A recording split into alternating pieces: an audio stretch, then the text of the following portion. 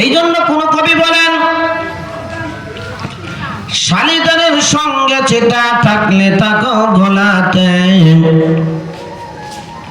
শালিদানের সঙ্গে চিতা থাকলে তাকো গলাতে, একা একা থাকলে চিতা তোমায় জ্বালাবে পোড়াবে চুলাতে। কি বলেন, কথা ঠিক কিনা? শালিদানের সঙ্গে চিতা থাকলে বিক্রি হও বাজারে, একা একা থাকলে চিতা তোমায় কেউ জিজ্ঞাসা না করে। শালিদানের সঙ্গে চিতা থাকলে কিরমত তোমার কমে না, একা একা থাকলে চিতা তোমায় কেউ জিগায় না। শালিদানের সঙ্গে চিতা থাকলে বিক্রি হও বাজারে, একা একা থাকলে চিতা তোমাও কেউ জিজ্ঞাসা না করে। এখনো সময় আছে চিতা, এখনো সময় আছে চিতা, তুমি যদি বাঁচতে চাও, এখনো সময় আছে চিতা, তুমি যদি বাঁচতে চাও, অতি শিগগির শালিদানের সঙ্গে শিগগির মিশে যাও। কি বলেন, কথা ঠিক কিনা?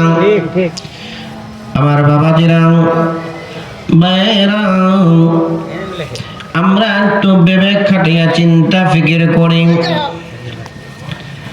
ক্ষেতের মধ্যে আমরা ধান বুনি, ধানের মধ্যে আমরা সার দেই, পানি দেই, বীজ দেই ইত্যাদি যা কিছু প্রয়োজন আছে পরে ফোন দাও, সব কিছুই দেওয়া হয়।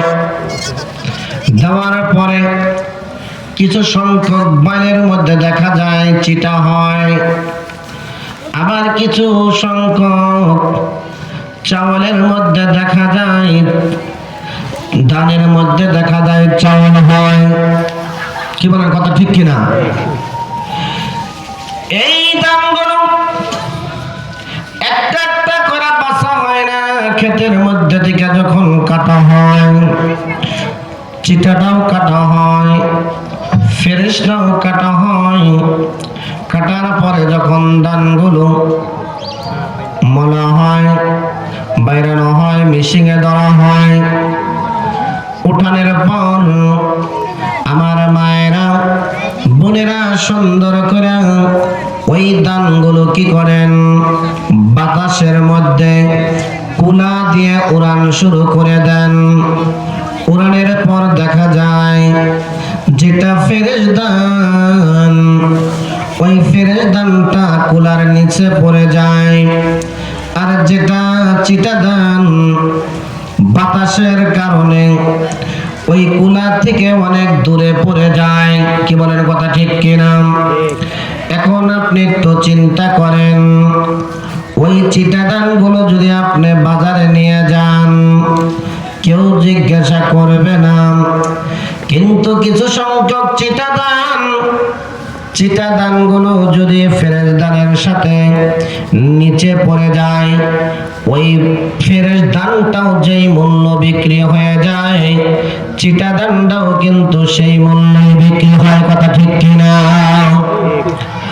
আর যদি আলাদা করে আপনি চিটা ধানগুলোকে যদি বাজারে নিয়ে যান, নেওয়ার পর দেখা যায় ওই চিটা ধানগুলো কেউ তাকে জিজ্ঞাসা করে না।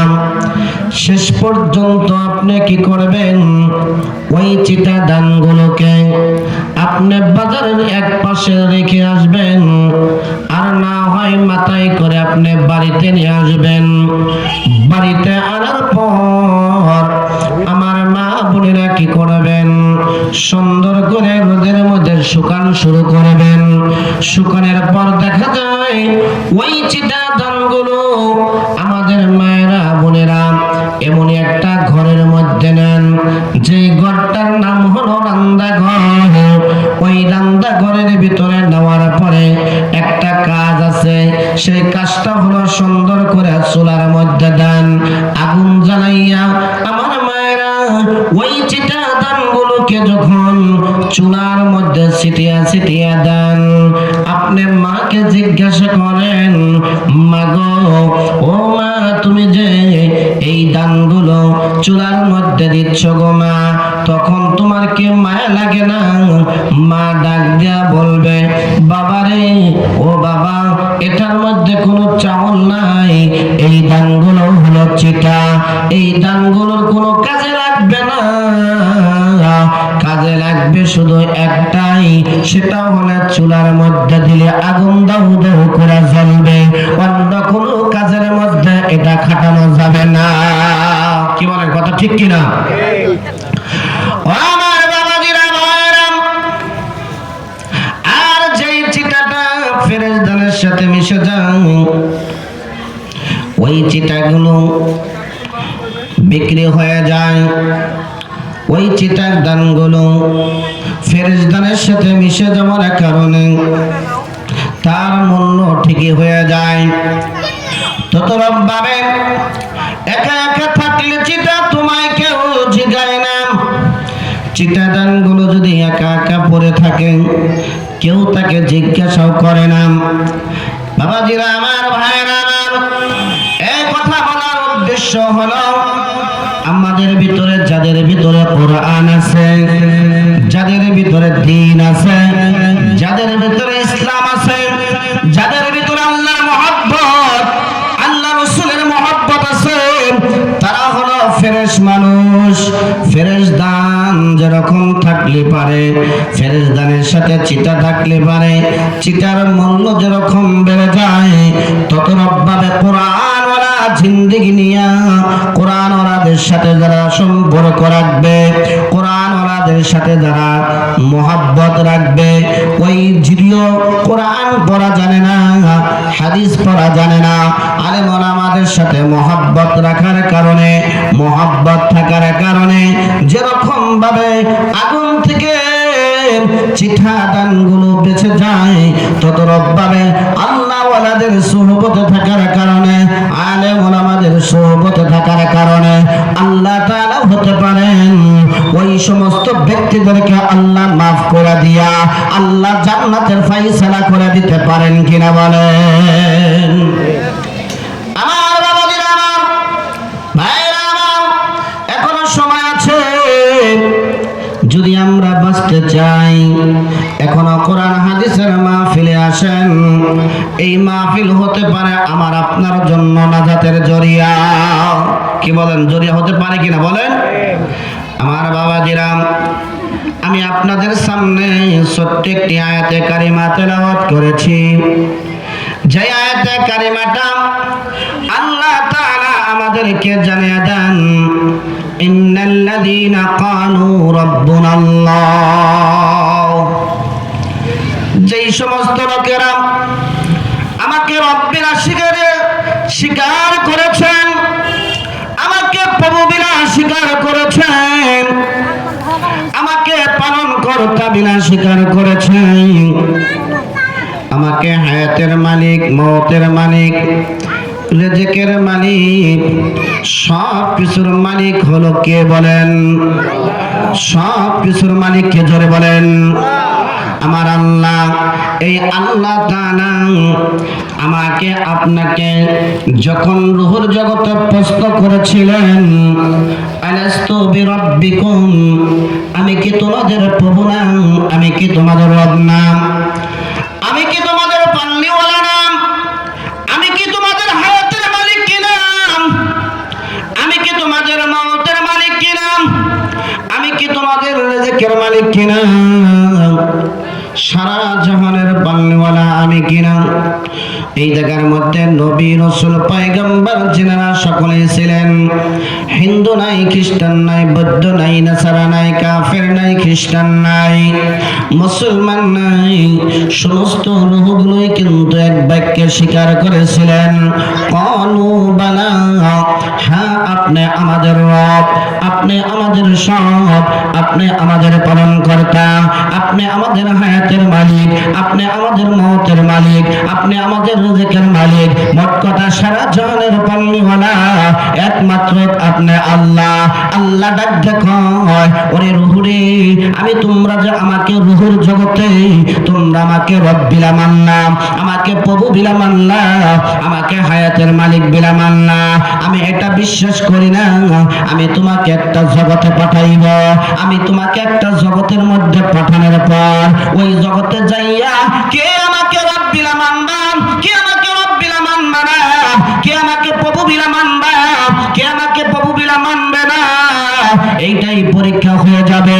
এই পরীক্ষার হলে থেকে যারা পাস করতে পারবে, ওই পাস করার পরে আমি তাদেরকে বেনিফিট দেব জান্নাত, আর যদি ফেল করে তাহলে তার জন্য রয়েছে জাহান্নাম। বলেন নাউজুবিল্লাহ। তো আল্লাহ তাআলা ওই রূহুর জগতে আল্লাহ তাআলা আমাদেরকে যখন প্রশ্ন করলেন, আমরা কিন্তু সকলে আল্লাহর কাছে ওয়াদা দিয়েছিলাম, হ্যাঁ আপনি আমাদের রব। কি বলেন? বলছিলেন কিনা বলেন? বেজার হইতেছেন? কথা কোন না কে বলেন বাবাজিরা আমার,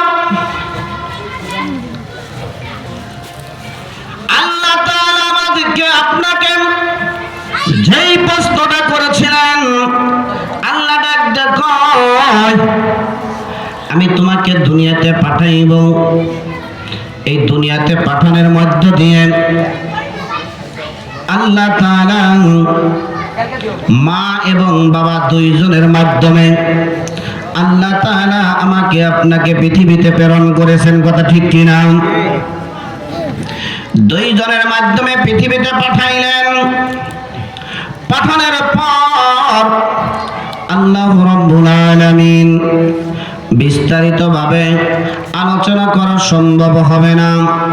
কথাগুলো বাবাজিরা বুঝে নেবেন, ইশারা ইঙ্গিতে বুঝে নেবেন। আল্লাহ তাআলা দুনিয়াতে পাঠাইলেন। দুনিয়াতে পাঠানোর পর আল্লাহ পাক যখন আমাকে আপনাকে জ্ঞান দিলেন, বুদ্ধি দিলেন, বিবেক দিলেন, দেওয়ার পরে আল্লাহ তাআলা আমাদের উপরে ঈমান আনার জন্য আদেশ করলেন কিনা বলেন? ঈমান আনার জন্য আদেশ করলেন।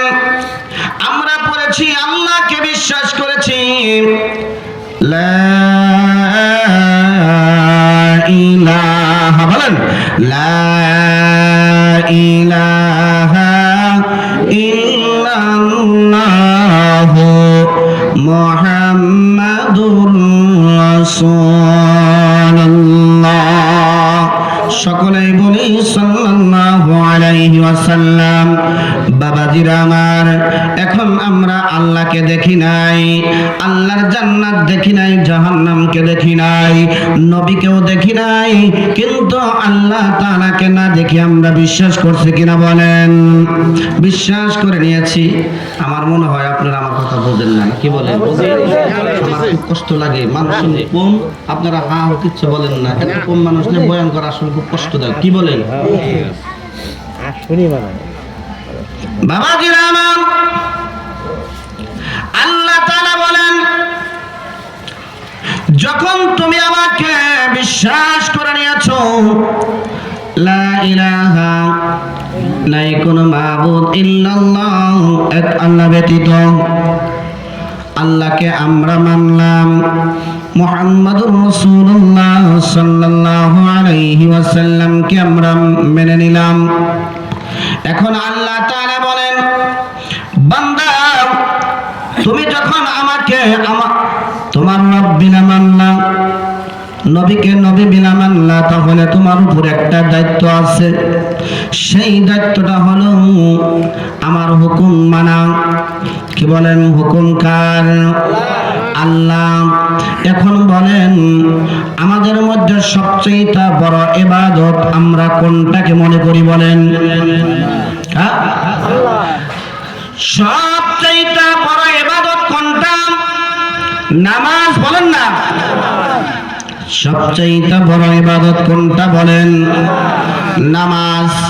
আল্লাহ তাআলা বলেন, লা ইলাহা ইল্লাল্লাহ বলছো, মুহাম্মাদুর রাসূলুল্লাহ বলছো, দুইটা ইবাদত, আর এই দুইটা আমাকে মানা আর রাসূলকে মানা, দুইটা কথা। এখন সবচেয়ে বড় ইবাদত হলো নামাজ। এই নামাজটাকে আমি আল্লাহ তাআলা তোমাদের কাছে আমার বন্ধুর নামটা দিয়ে আমি তোমাদের কাছে সুন্দর করে সাজিয়ে দিলাম। কি বললেন বলেন? আমার বন্ধুর নামটা দিয়া আমি তোমাদের কাছে সবচেয়ে বড় ইবাদত, সেই ইবাদতটাকে আমি সাজিয়ে দিলাম। কেমনে সাজিয়ে দিলাম? আমার নবীর নামটা কি বলেন? আহমদ। আমার নবীর নামটা কি বলেন? আহমদ। আর এক নাম হলো মুহাম্মদ, আর এক নবীর নাম হলো ইয়াসিন, তাহা, কাফ, আইন, সাদ ইত্যাদি। এই সমস্ত নামগুলো আমার নবীর নাম, কিন্তু সবচেয়ে বড় প্রসিদ্ধ হলো মুহাম্মাদুর রাসূলুল্লাহ। সকলেই বলি সাল্লাল্লাহু আলাইহি ওয়াসাল্লাম। আর এক নাম হলো আহমদ। আহমদ শব্দের অর্থ লিখতে 4টা অক্ষর লাগে, আর আহমদ শব্দের অর্থ হলো প্রশংসিত। আমার নবীর প্রশংসা আসেনি। কেমনি আমাকে আপনাকে আল্লাহ তাআলা সবচাইতে বড় ইবাদত, সেই ইবাদতটাকে নামাজ দিয়ে সাজাইছেন, নবীর নামটা দিয়ে সাজাইছেন। বাবাজিরা আমার, ভাইরা আমার, খেয়াল করুন, আপনি যখন নামাজের জন্য দাঁড়িয়ে যান, আহমদ শব্দের অর্থ লিখতে কয়টা অক্ষর লাগে বলেন? 4টা অক্ষর লাগে। 1 নাম্বার হলো আলিফ, 2 নাম্বার হলো হা, 3 নাম্বার হলো মিম, 4 নাম্বার হলো দাল। এই 4টা অক্ষর বিনিময় হলো আহমদ। আপনি যখন নামাজের জন্য দাঁড়িয়ে যান তো এখন হয় আলিফ, বলেন আল্লাহু আকবার।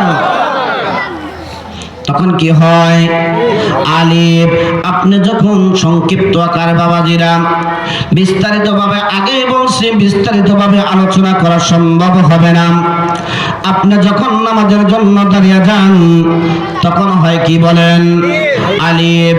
আপনি যখন রুকুতে চলে যান, রুকুতে যাওয়ার পরে আমরা যে বাঁকা করে যে হাঁটা লেখি তখন হা হয়, বলেন আল্লাহু আকবার।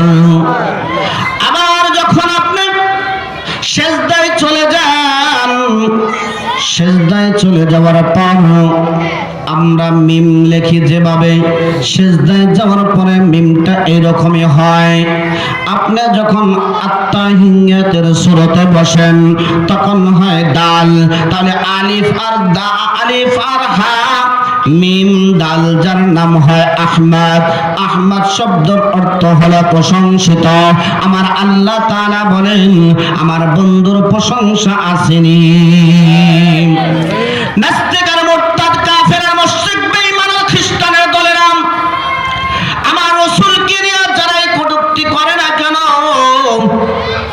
আমার আল্লাহ তাআলা বলেন 24টা ঘন্টার জন্য 24টা ঘন্টা আমার বন্ধুর নাম উচ্চারণ হচ্ছে আশহাদু আন্না মুহাম্মাদার রাসূলুল্লাহ। বলেন আল্লাহু আকবার। আশহাদু আন্না মুহাম্মাদার রাসূলুল্লাহ।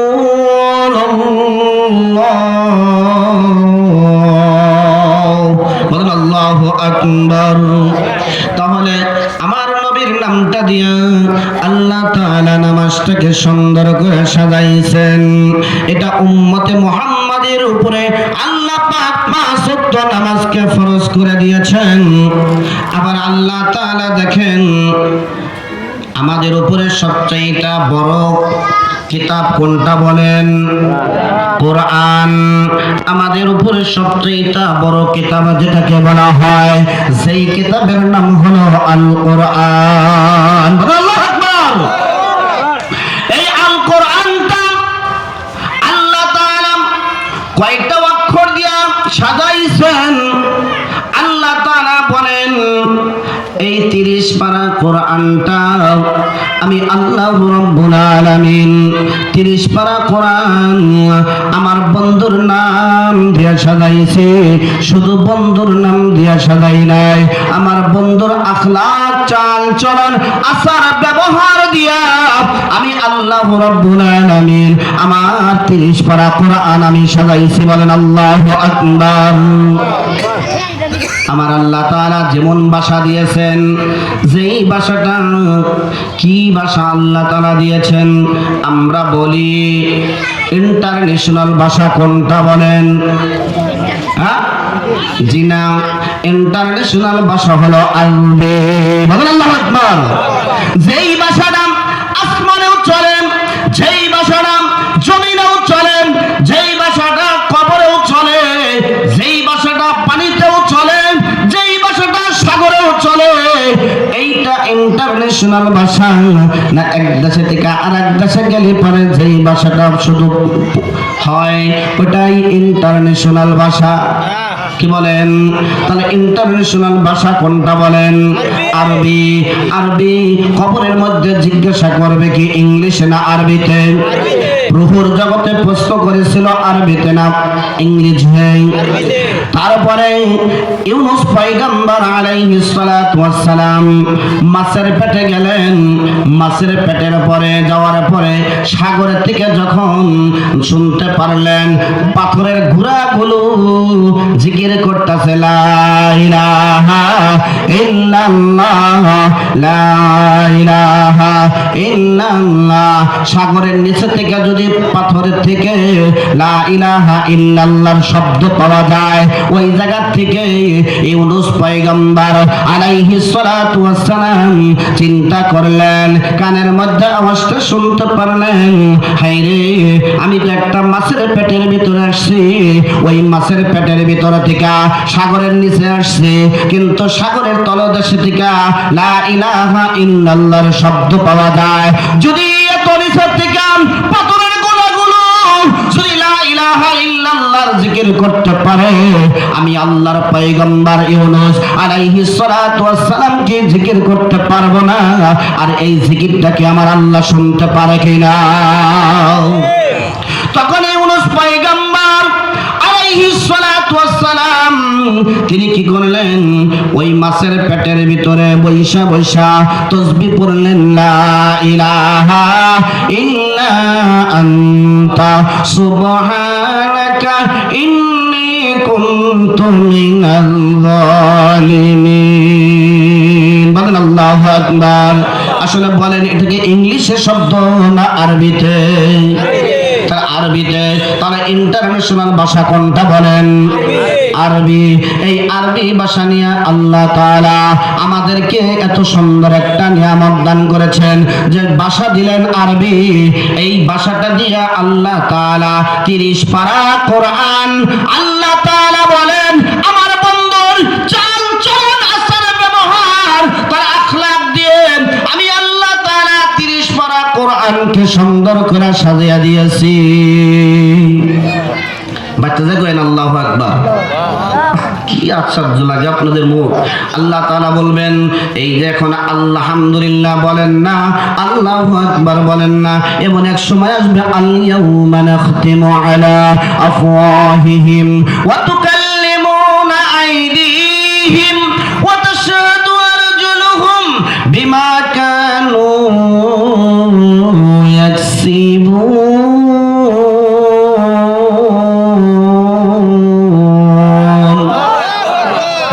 এখন আল্লাহু আকবার বলার মতো ক্ষমতা আছে, সুবহানাল্লাহ বলার মতো ক্ষমতা আছে, আলহামদুলিল্লাহ বলার মতো ক্ষমতা আছে, কিন্তু এমন একটা সময় আসবে আপনার জবানটা যখন বন্ধ করে দেওয়া হবে, জবানটা যখন বন্ধ করে দেওয়া হবে তখন আর আফসোস করলে কাজ হবে না।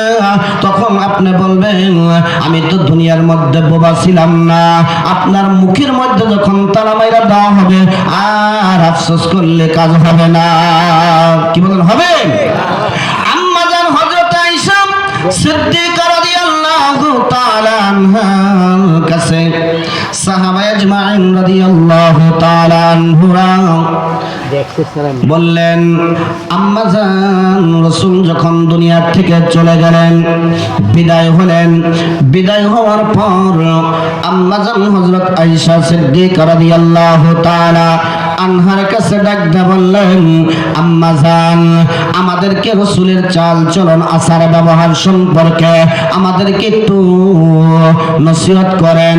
আম্মা জান হযরত আয়েশা সিদ্দিকা রাদিয়াল্লাহু তাআলা আনহা ডাক দিয়ে বললেন, ও আল্লাহর রাসূলের সাহাবীরা, আপনারা কি কোরআন পড়া জানেন না? আপনারা কি কোরআন পড়া জানেননি? সাহাবীরা বললেন, হ্যাঁ আম্মা জান, আমরা কোরআন পড়া জানি, আমরা কোরআন পড়তে পারি। আম্মা জান হযরত আয়েশা সিদ্দিকা রাদিয়াল্লাহু তাআলা আনহা বললেন, ওয়া ইন্নাকা আলা খুলুকিন আযীম।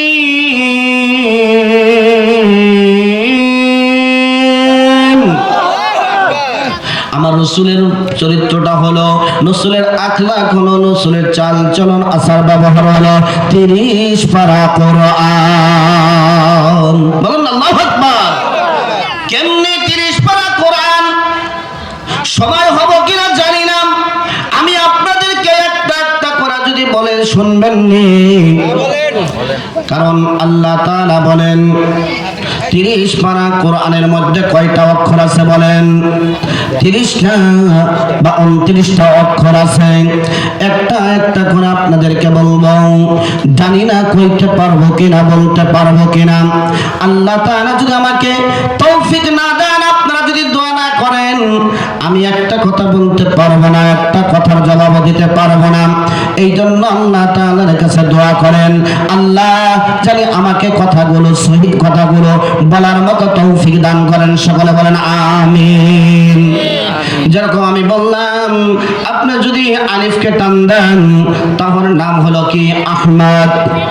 যদি আহমদ বিল আপনি টান দিলেন তাহলে দেখা যায় আহমদ। আহমদ শব্দের অর্থ হলো প্রশংসিত। কি বলেন? নবীর প্রশংসা আসেনি। এখন আসেন, আপনি যদি বাকে টান দেন, বাকে টান দিলে বাঁশির, বাঁশির শব্দ অর্থ হলো সুসংবাদ দিনিওয়ালা। বলেন আল্লাহু আকবার। সুসংবাদ দিনিওয়ালা। আমাদের কি আল্লাহ তাআলা সুসংবাদ দিবেন কিনা, নবী দিবেন কিনা বলেন? কি দিবেন? এখন যদি আমরা অন্যদিকে যাই, সময় কুলাইব না। আল্লাহ তাআলা বলেন, ইন্নাল্লাহা আশতারা মিনাল মুমিনিনা আনফুসাহুম ওয়া আমওয়ালাহুম বিআন্না লাহুমুল জান্নাহ। বলেন আল্লাহু আকবার। আল্লাহ তাআলা নবী মুহাম্মদুর রাসূলুল্লাহ সাল্লাল্লাহু আলাইহি ওয়াসাল্লাম আমাদেরকে জান্নাতের সুসংবাদ দিয়েছেন। কি জান্নাতের সুসংবাদ দিয়েছেন? আল্লাহ তাআলা জানিয়ে দিয়েছেন, পয়গম্বরকে জানিয়ে দিয়েছেন, দুইটা জিনিস যার ভিতরে পাওয়া যাবে, ওই ব্যক্তিকে আল্লাহ তাআলা তার প্রতি রাজি আর খুশি হইয়া জান্নাত দিবেন। কেমনি জান্নাত দিবেন? আল্লাহ তাআলা বলেন, ইন্নাল্লাযীনা আমানু ওয়া আমিলুস সালিহাতি কানাত লাহুম জান্নাতুল ফিরদাউসি নুজুলা।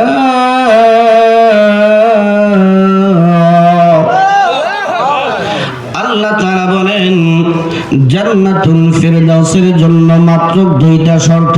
কয়টা শর্ত? দুইটা শর্ত। এক নম্বরে হলো ঈমান আনা। কি বলেন? ঈমান আনা। দুই নম্বরে হলো আমলে সালেহ, নেক কাজ করা। এই দুইটা গুণ যার ভিতরে পাওয়া যাবে, দুইটা গুণ যার ভিতরে থাকবে, আল্লাহ তাআলা তাকে জান্নাতুল ফিরদাউস দান করবেন। বলেন আল্লাহু আকবার। বাবাজিরা আমার, আজরাইল যখন সামনে আসে আর কিন্তু কিছুই চলে না। কি বলেন? চলে, কথা বলতে পারে না। সামনে কিন্তু আজরাইল এসে হাজির হয়ে গেছে। বুঝতে পারছেন? এই জন্য সংক্ষিপ্ত আকারে আপনাদের কাছে আমি কিছু কথা বলতে চাই। আল্লাহ তাআলা বলেন, এক নম্বরে ঈমান আনা। ঈমান আনতে হবে কার প্রতি বলেন? আল্লাহর প্রতি ঈমান আনতে হবে। 2 নম্বরে আমালে সালেহ এক কাজ করতে হবে।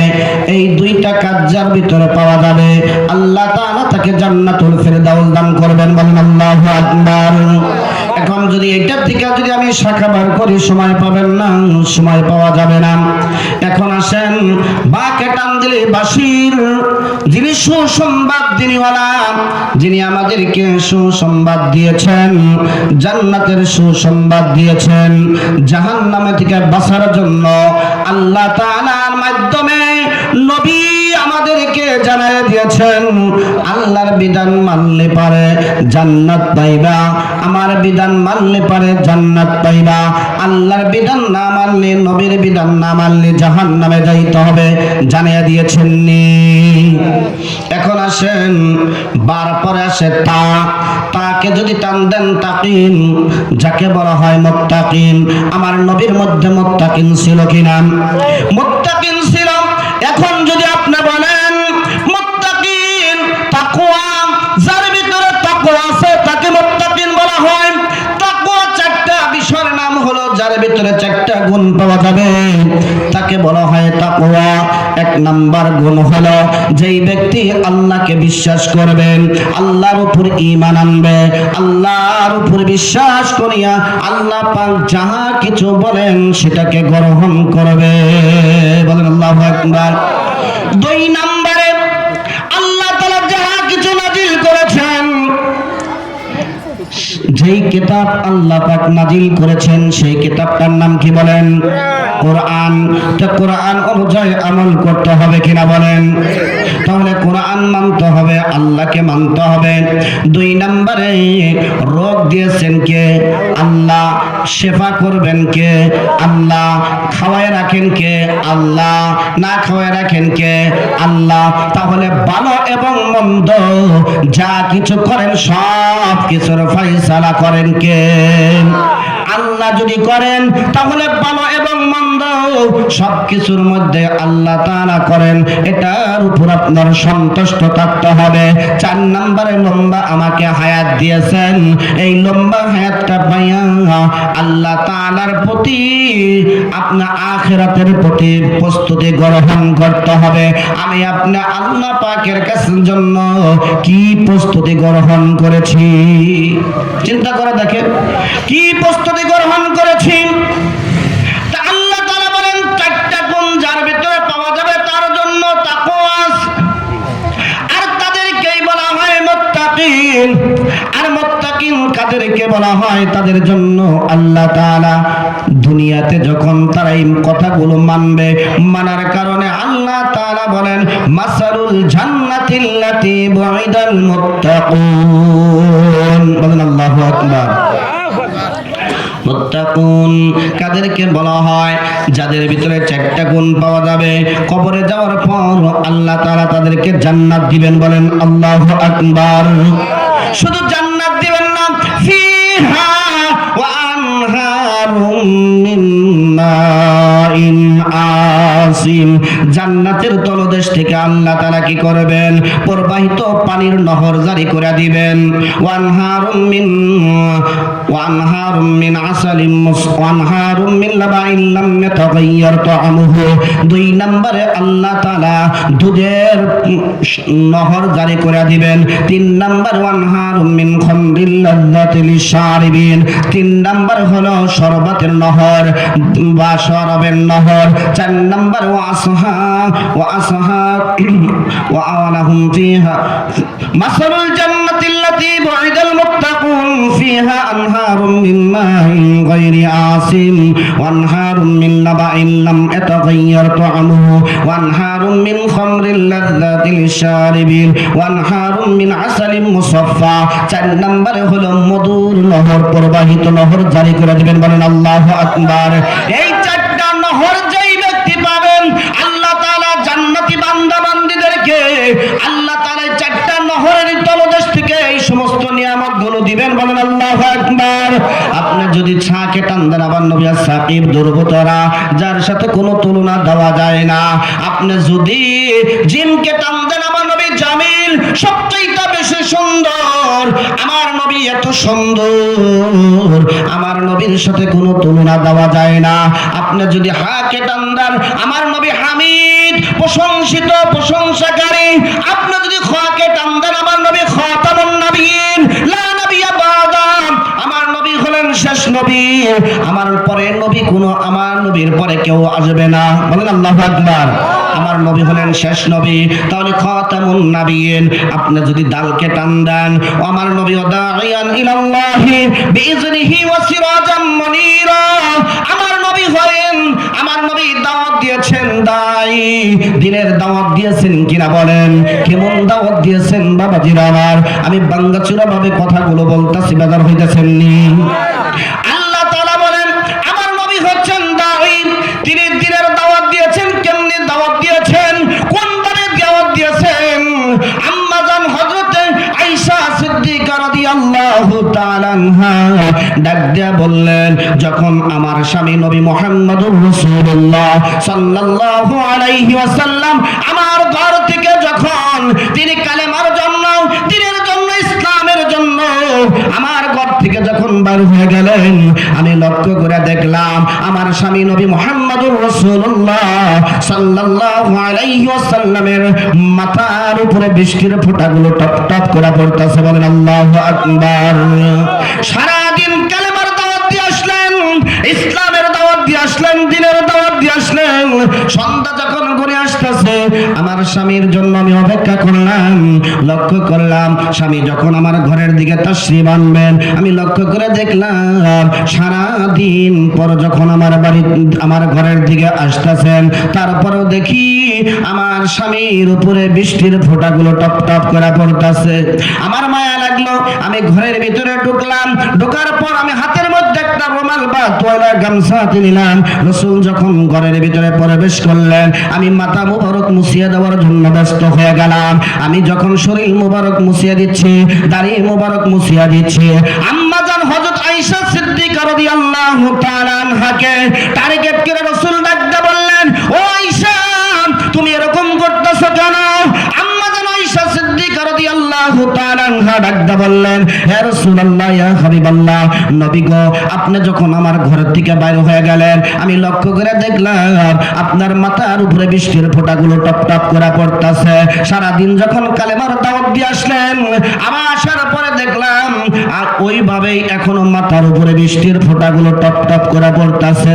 আম্মা জান আয়েশাকে ডাকতে বলেন, আয়েশা রে, তুমি যা দেখছো ভালো দেখছো, এটা ঝর্ণার পানি না, কূপের পানি না, সাগরের পানি না, এটা বৃষ্টির পানি না, এটা হচ্ছে মহান আল্লাহ পাকের রহমতের বৃষ্টি। বলেন সুবহানাল্লাহ।